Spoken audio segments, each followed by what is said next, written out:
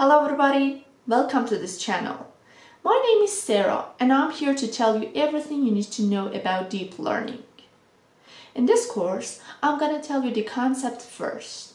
After you understand the concept of deep learning, we will start to code together. By the end of this course, you will be able to create models. So for this session, I'm going to tell you about artificial intelligence and where we should use it instead of classical programming. After that, I'm going to tell you about machine learning and deep learning and differences between them. These concepts are really important, so don't miss them. So what is artificial intelligence? We use artificial intelligence whenever we want a system to do some tasks that are usually done by humans. For example, imagine a helicopter. You cannot command a helicopter how to fly by classical programming. But with artificial intelligence, you can do that. You cannot tell the helicopter, for example, be careful about the mountain, about the trees, do not hit a bird, do not hit a wall, or something like that.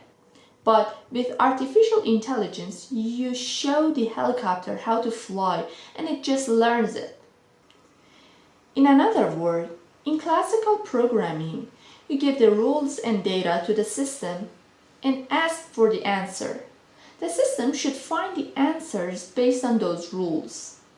But in artificial intelligence, especially in machine learning, you give the data and some answers, and it's the system who should find the rules and actually the relationship between the answers and the data. And after that, it just learns a pattern, a rule. After that, you can give any data you want and find the answer. Alright, now let's see the relationship between machine learning, deep learning, and artificial intelligence. As you can see, deep learning is a subset of machine learning, and machine learning is a subset of artificial intelligence. In another word, machine learning tries to parse data, learns from that, and make inferred decisions based on what it has just learned. But deep learning structures algorithms in layers to create a neural network that can learn and make intelligent decisions on its own.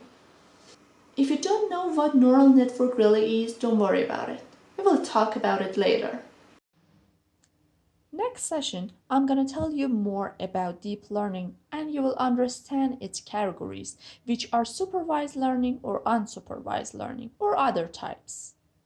These are really important and you have to know them very well. So don't miss the next video. If you have any question, you can email me. By the way, we provide a review file that you can download it from our site. It helps you to review every session faster and easier. I pinned the link below this video in comment part so you can download files simpler.